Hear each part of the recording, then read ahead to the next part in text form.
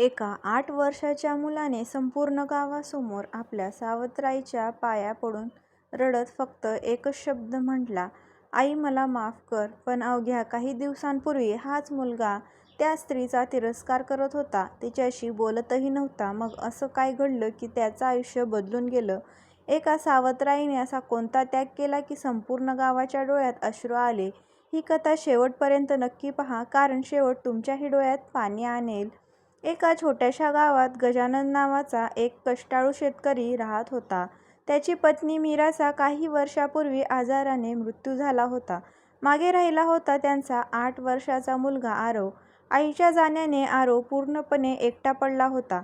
गजानन दिवसभर शेतात काम करत असल्याने मुलाकडे नीट लक्ष देऊ शकत नव्हता.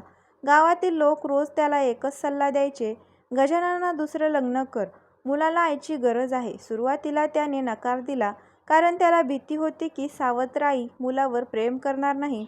पण मुलाच्या भविष्यासाठी त्याने अखेर लग्न करण्याचा निर्णय घेतला. त्याच गावाजवळील दुसऱ्या गावात सुमन नावाची एक साधी, शांत आणि मनाने खूप प्रेमळ मुलगी राहत होती. तिचे आई-वडील गरीब होते, पण त्यांनी मुलीला चांगले संस्कार दिले होते. गजानन आणि सुमनचे लग्न झाले. लग्नानंतर सुमन पहिल्यांदाच त्या घरात आली. तिने देवाला नमस्कार केला आणि घरात पाऊल ठेवले. तिची नजर आरववर पडली. तो एका कोपऱ्यात बसून शांतपणे आईचा जुना फोटो हातात घेऊन रडत होता. सुमन हळूहळू त्याच्याजवळ गेली आणि प्रेमाने म्हणाली, "आरव, मी तुझी आई होण्याचा प्रयत्न करेन, पण जर तुला वेळ हवा असेल तर मी वाट पाहीन." आरवने काहीच उत्तर दिले नाही. तो उठला आणि आत निघून गेला. त्या दिवसापासून सुमन रोज आरवसाठी आवडीचा नाश्ता बनवत होती. त्याचे कपडे धुवायची, शाळेची बॅग तयार करून ठेवायची. पण आरव तिच्याशी एक शब्दही बोलत नव्हता. गावातील काही बायका मुद्दाम आरवच्या कानात भरवू लागल्या, "सावत्राई कधीच खरी आई नसते. आज प्रेम दाखवते, उद्या त्रास देईल." त्या शब्दाचा आरवच्या मनावर खोल परिणाम झाला. त्यामुळे तो सुमनपासून आणखी दूर जाऊ लागला. एक दिवस शाळेतून परतताना जोरदार पाऊस सुरू झाला. आरव पूर्ण भिजत घरी आला. त्याला ताप भरला. गजानन शेतात अडकला होता.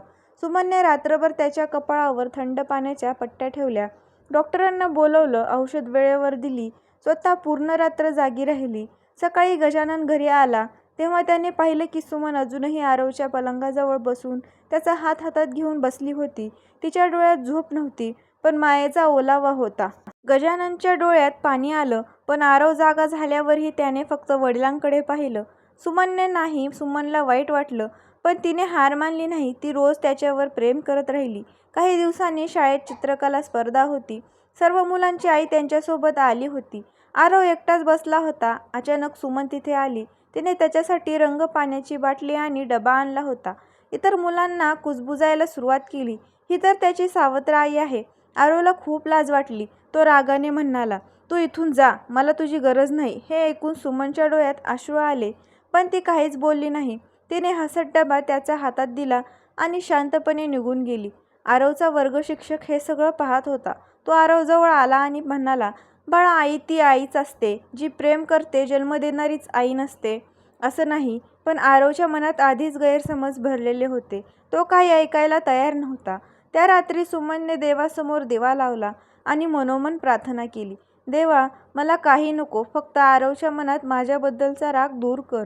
तिच्या डोळ्यातून अश्रू वाहत होते. हे सगळं घराबाहेरून जाणाऱ्या शेजारच्या आजीने पाहिलं. त्यांनी दुसऱ्या दिवशी आरवला सांगितलं, "काल तुझी आई रात्रभर तुझ्यासाठी देवाकडे प्रार्थना करत होती." आरवने लगेच उत्तर दिलं, "ती माझी आई नाही." आजी शांतपणे म्हणाल्या, "आई म्हणून घेण्यासाठी जन्म द्यावा लागत नाही, प्रेम द्यावं लागतं." पण आरवने त्याचंही ऐकलं नाही. एके दिवशी गजाननला तालुक्याच्या कामासाठी 2 दिवस बाहेर जावं लागलं. घरात फक्त सुमन आणि आरव होते. आरव मुद्दाम तिच्याशी बोलत नव्हता. संध्याकाळी तो मित्रांसोबत नदीकाठी खेळायला गेला. खेळता खेळता त्याचा पाय घसरला आणि तो पाण्यात पडला. मित्र घाबरून ओरडू लागला. ही बातमी गावात पोहोचली. सुमन जीवाच्या आकांताने नदीकडे धावली. क्षणाचाही विचार न करता तिने नदीत उडी मारली. तिला पोहता येत होतं. तिने मोठ्या प्रयत्नाने आरवला पकडलं आणि किनाऱ्यावर आणलं. स्वतःला मात्र थुंकून बेशुद्ध पडली. गावकऱ्यांनी दोघांनाही दवाखान्यात नेलं. डॉक्टरांनी सांगितलं की सुमनने थोडा उशीर केला असता तर मुलाला वाचवणं अशक्य झालं असतं. आरवला शुद्ध आली तेव्हा त्याने पाहिलं की सुमनच्या हाताला सलाईन लावलेलं होतं. तिच्या कपाळावर जखम होती. डॉक्टर म्हणाले, तुझ्या आईने स्वतःचा जीव धोक्यात घालून तुला वाचवलं. आरव काही क्षण शांत राहिला, पण त्याच्या मनात अजूनही अनेक प्रश्न होते. त्याला समजत नव्हतं की जी स्त्री त्याची खरी आई नाही, ती स्वतःचा जीव धोक्यात घालून त्याला का वाचवेल. गजानन दवाखान्यात पोहोचला तेव्हा त्याने सुमनची अवस्था पाहून त्याच्या डोळ्यात अश्रू आले. डॉक्टरांनी सांगितलं, तुमच्या पत्नीने स्वतःचा जीव धोक्यात घालून मुलाला वाचवला आहे.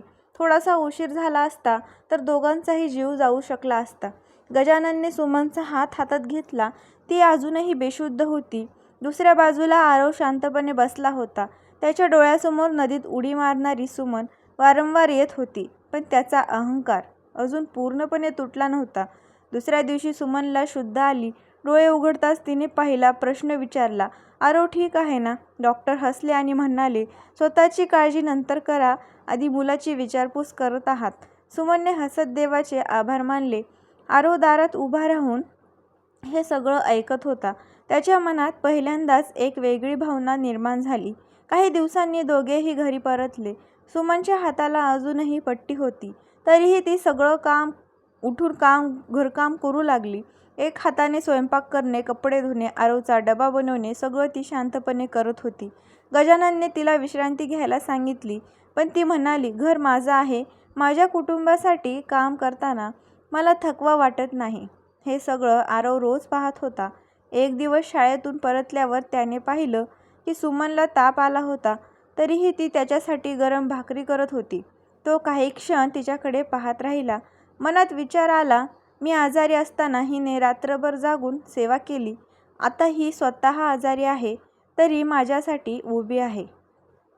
त्या रात्री आरवला झोप येत नव्हती. त्याने हळूच पाणी प्यायला उठलं. स्वयंपाकघरातून हलका आवाज येत होता. तो तिकडे गेला. सुमन देवासमोर बसून प्रार्थना करत होती. ती म्हणत होती, देवा, माझ्या आरवला खूप मोठं कर. त्याच्या आयुष्यात कधीही दुःख येऊ देऊ नकोस. माझं आयुष्य कमी पडलं तरी चालेल, पण त्याला सुखी ठेव. हे शब्द ऐकून आरवच्या डोळ्यात अश्रू आले. तो शांतपणे आपल्या खोलीत परत गेला. त्याला आठवलं, गावातील लोकांनी सांगितलेल्या गोष्टींवर विश्वास ठेवून त्याने किती वेळा सुमनचा अपमान केला होता, पण सुमनने कधीच त्याला रागवलं नव्हतं. दुसऱ्या दिवशी शाळेत शिक्षकांनी एक निबंध लिहायला दिला. माझी आई. सर्व मुलं आपल्या आईबद्दल लिहू लागली. आरव मात्र रिकाम्या वहीकडे पाहत बसला. त्याच्या डोळ्यासमोर त्याच्या जन्मदात्री आईचा चेहरा आणि सुमनची माया दोन्ही येत होते. बराच वेळ विचार करून त्याने लिहायला सुरुवात केली. आई ती नसते जी फक्त जन्म देते. आई ती असते जी स्वतःचं दुःख विसरून मुलाला आनंद देते. माझ्या आयुष्यात 2 आई आल्या. एकीने मला जन्म दिला, दुसरीने मला पुन्हा जगायला शिकवलं. माझी सावत्र आई माझ्यासाठी देवाने पाठवलेली खरी आई आहे. शिक्षकांनी निबंध वाचला आणि त्यांचे डोळे पाणावले. दुसऱ्या दिवशी शाळेत पालक सभेत त्यांनी सर्वांसमोर आरवचा निबंध वाचून दाखवला. सुमन मागच्या बाकावर शांतपणे बसली होती. तिला माहीतही नव्हतं की हा निबंध तिच्याबद्दल आहे. निबंध संपताच संपूर्ण वर्गात टाळ्यांचा कडकडाट झाला. शिक्षकांनी आरवला मंचावर बोलावलं. आरव हळूहळू पुढे गेला. त्याने सर्वांसमोर खाली उतरून सुमनसमोर येत तिचे पाय धरले. रडत रडत तो म्हणाला, आई, मला माफ कर. मी तुला खूप दुखावलं. तू माझ्यासाठी इतकं केलंस आणि मी तुला कधी आईच मानलं नाही. सुमनच्या डोळ्यातून आनंदाश्रू वाहू लागले. तिने लगेच आरवला उचलून मिठी मारली. ती फक्त एवढंच म्हणाली, बाळा, आई मुलांवर कधीच रागवत नाही. त्या क्षणी संपूर्ण शाळा भावुक झाली. गजाननच्या डोळ्यात अभिमान होता, पण त्या गर्दीत उभा असलेल्या काही गावकऱ्यांच्या चेहऱ्यावर मात्र अपराधीपणा होता. कारण त्यांनीच आरवच्या मनात सावत्र आईबद्दल विष भरलं होतं.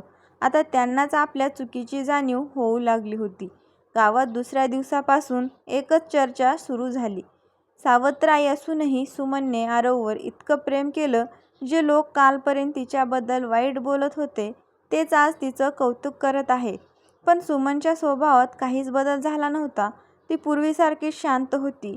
तिच्यासाठी लोकांचं कौतुक महत्त्वाचं नव्हतं. तिच्यासाठी महत्त्वाचा होता फक्त तिचा आरव. आता आरवनेही पूर्णपणे बदलला होता. सकाळी उठल्यावर तो सर्वात आधी सुमनच्या पाया पडायचा. शाळेत जाण्यापूर्वी आई मी येतो असं म्हणायचा. संध्याकाळी घरी आल्यावर तिच्यासोबत बसून गप्पा मारायचा. दोघांचं नातं दिवसेंदिवस अधिक घट्ट होत गेलं. गजाननही पाहून मनोमन आनंदी झाला. त्याचा गावात बबन नावाचा एक माणूस राहत होता. त्याची नजर गजाननच्या शेतीवर होती.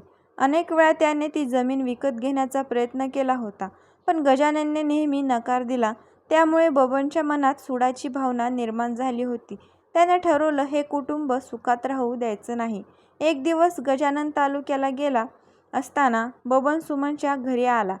तो खोटं हसत म्हणाला, ताई, गजाननचा अपघात झाला आहे, लगेच शहरात चला. हे ऐकताच सुमन घाबरली. तिने क्षणाचाही विचार न करता घराला कुलूप लावलं आणि आरवला घेऊन बबनसोबत निघाली. पण वाटेत आरवला काहीतरी संशय आला, कारण बबन त्यांना दवाखान्याऐवजी दुसऱ्याच रस्त्याने घेऊन जात होता. आरवने विचारलं, काका, हॉस्पिटल तर दुसऱ्या बाजूला आहे ना? बबन रागाने म्हणाला, गप्प बस. आरवला आता सगळं समजलं. त्याने हळूच सुमनचा हात पकडला आणि कुजबुजला, आई, काहीतरी गडबड आहे. सुमनने आजूबाजूला पाहिलं. रस्ता पूर्ण सुनसान होता. अचानक बबनने गाडी थांबवली. त्याने 2 साथीदार तिथे आधीच उभे होते. बबन म्हणाला, गजानन जमीन विकत नाही म्हणून आता तुम्हा दोघांना धडा शिकवतो. हे ऐकता सुमनने आरवला आपल्या मागे लपवलं. ती ठाम आवाजात म्हणाली, माझ्या मुलाला हात लावायचा प्रयत्नही करू नकोस. बबनचे साथीदार पुढे येऊ लागले. सुमनने जवळ पडलेली एक जाड काठी उचलली. ती एकटी 3 जणांसमोर उभी राहिली. आरव घाबरून रडू लागला, पण सुमनच्या चेहऱ्यावर भीती नव्हती. तिच्या डोळ्यात फक्त आईची ताकद दिसत होती. एकाने तिच्यावर हल्ला केला, पण तिने काठीने हात दूर ढकलला. दुसरा पुढे आला तर त्यालाही प्रतिकार केला. इतक्यात आरवने मोठ्याने ओरडायला सुरुवात केली, वाचवा, वाचवा. जवळच्या शेतात काम करणाऱ्या काही शेतकऱ्यांना आवाज ऐकू गेला. ते धावत आले. त्यांना पाहता बबन आणि त्याचे साथीदार पळून गेले. शेतकऱ्यांनी दोघांना सुरक्षित घरी आणलं. संध्याकाळी गजानन परत आला तेव्हा सगळा प्रकार त्याला समजला. त्याने ताबडतोब पोलिसात तक्रार केली. काही दिवसात बबन आणि त्याच्या साथीदारांना अटक झाली. गावकऱ्यांनी सुमनच्या धाडसाचं भरभरून कौतुक केलं, पण सुमन फक्त एवढंच म्हणाली, मी काही मोठं केलं नाही. प्रत्येक आई आपल्या मुलासाठी हेच करेल. त्या रात्री आरव सुमनच्या मांडीवर डोकं ठेवून झोपला होता. तो हळू आवाजात म्हणाला, आई, जर त्या दिवशी नदीत तू नसतीस आणि आज या लोकांपासूनही तू मला वाचवलं नसतंस तर मी कधीच जिवंत राहिलो नसतो. मला जन्म देणारी आई देवाघरी गेली, पण देवाने मला तुझ्या रूपात पुन्हा आई दिली. हे ऐकताच सुमनला अश्रू अनावर झाले. तिने आरवच्या केसांवरून प्रेमाने हात फिरवला आणि म्हणाली, बाळा, माझ्यासाठी तू सावत्र नाहीस, तू माझ्या हृदयाचा तुकडा आहेस. आईच्या प्रेमाला रक्ताचं नातं लागत नाही, फक्त मनाचं नातं लागतं. त्या क्षणी गजानन दारात उभा राहून हे सगळं ऐकत होता. त्याच्या डोळ्यात समाधान होतं. त्याला खात्री पटली होती, त्याने आयुष्यात घेतलेला दुसऱ्या लग्नाचा निर्णय चुकीचा नव्हता. त्या घरात आता सावत्रपणाचा एकही अंश उरला नव्हता. तिने आईच्या निस्वार्थी प्रेमाचा सुगंध दरवळत होता. 1 वर्ष उलटलं. गजाननच्या घरात आता आनंद, हसू, प्रेम भरून राहिलं होतं. आरव अभ्यासातही खूप पुढे जाऊ लागला. गावातील प्रत्येकजण त्याचं आणि सुमनचं उदाहरण देऊ लागला. सावत्र आई असावी तर सुमनसारखी, असं सगळे म्हणत. पण सुखाचे दिवस पाहून काही लोकांच्या मनात पुन्हा मत्सर निर्माण झाला. त्यात सर्वांत पुढे होती गजाननची चुलत बहीण शांता. तिला वाटत होतं की गजाननची संपूर्ण संपत्ती एक दिवस सुमन आणि आरवच्या नावावर जाईल, म्हणून तिने दोघांमध्ये पुन्हा गैरसमज निर्माण करण्याचा डाव आखला. एके दिवशी गजानन आणि सुमन बाजारात गेले असताना शांता घरात आली. ती आरवला म्हणाली, बाळा, तुला एक मोठं सत्य सांगू का? सुमन आता स्वतःचं मूल होण्यासाठी देवाकडे नवस करते. तिचं मूल झालं की तुला या घरातून बाहेर काढेल, सगळी जमीन तिच्या मुलाच्या नावावर करेल. आरव काही क्षण शांत राहिला. काही महिन्यापूर्वी असता तर तो या गोष्टीवर लगेच विश्वास ठेवला असता, पण आता त्याला आपल्या आईवर पूर्ण विश्वास होता. तो हसून म्हणाला, काकू, माझी आई जशी कधीच करणार नाही. तुम्ही खोटं बोलत आहात. शांताला धक्का बसला. ती पुन्हा म्हणाली, तुला विश्वास नसेल तर रात्री त्यांच्या खोलीबाहेर उभा राहून ऐक, असं म्हणून ती निघून गेली. रात्री आरवला तिचे शब्द आठवत होते. मनात थोडीशी शंका आली. तो शांतपणे आईवडिलांच्या खोलीबाहेर गेला. आत गजानन म्हणत होता, सुमन, डॉक्टर म्हणाले की उपचार केले तर आपल्यालाही मूल होऊ शकतं. त्यावर सुमन शांतपणे म्हणाली, मला दुसरं मूल नको आहे. माझ्यासाठी आरवच माझा मुलगा आहे. जर माझं मूल झालं आणि कधी नकळतही आरववर अन्याय झाला तर मी स्वतःला कधीच माफ करू शकणार नाही.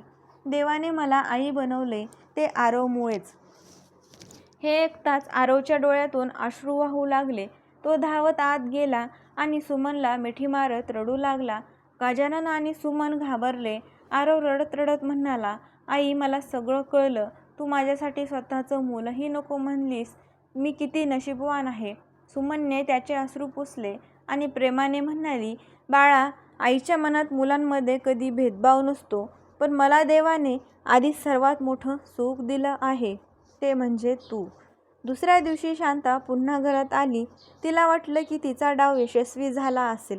पण तिने पाहिलं, आरव सुमनच्या मांडीवर बसून हसत होता. आरव उठला आणि शांताकडे पाहून म्हणाला, काकू, नातं तोडण्यासाठी खोटं बोलणं सोपं असतं, पण खरं प्रेम तोडण्यासाठी ते पुरेसं नसतं. माझी आई माझ्यासाठी देव आहे. हे ऐकताच शांता लाजेने खाली मान घालून उभी राहिली. गजानननेही तिला कठोर शब्दात समज दिली. शांता रडू लागली. ती सुमनसमोर हात जोडून म्हणाली, मला माफ कर. मी मत्सराने आंधळी झाले होते. सुमनने तिचे हात खाली घेतले आणि म्हणाली, चूक प्रत्येकाकडून होते, पण ती मान्य करणं हीच खरी मोठेपणाची गोष्ट आहे. त्या दिवसानंतर शांता पूर्णपणे बदलली. तीही सुमनला बहिणीसारखं मानू लागली. काही वर्षांनी आरव मोठा झाला. शिक्षण पूर्ण करून तो अधिकारी बनला. त्याच्या सत्कारासाठी संपूर्ण गाव जमलं होतं. मंचावर भाषण करताना तो म्हणाला, आज मी जे काही आहे ते 2 आईमुळे आहे. एकीने मला जन्म दिला आणि दुसरीने मला जगायला शिकवलं. लोक सावत्र आईचं नाव घेताच भीती दाखवतात, पण माझ्या आयुष्यात सावत्र आई नाही, फक्त आई आहे. हे ऐकताच संपूर्ण सभागृह टाळ्यांच्या कडकडाने दुमदुमून गेलं. सुमनच्या डोळ्यात आनंदाश्रू होते. गजानन अभिमानाने पत्नी आणि मुलाकडे पाहत होता.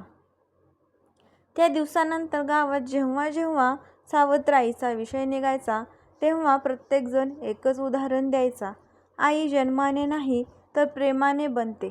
तुम्ही व्हिडिओच्या शेवटी असे म्हणू शकता. मित्रांनो, आजची कथा तुम्हाला कशी वाटली ते कमेंट करून नक्की सांगा. कथा आवडली असेल तर व्हिडिओला एक लाईक करा, आपल्या मित्रपरिवारासोबत शेअर करा आणि अशाच हृदयस्पर्शी मराठी कथा पाहण्यासाठी आपल्या चॅनलला सबस्क्राईब करून बेल आयकॉन दाबायला विसरू नका. पुन्हा भेटू एका नवीन आणि रंजक कथेसह. धन्यवाद.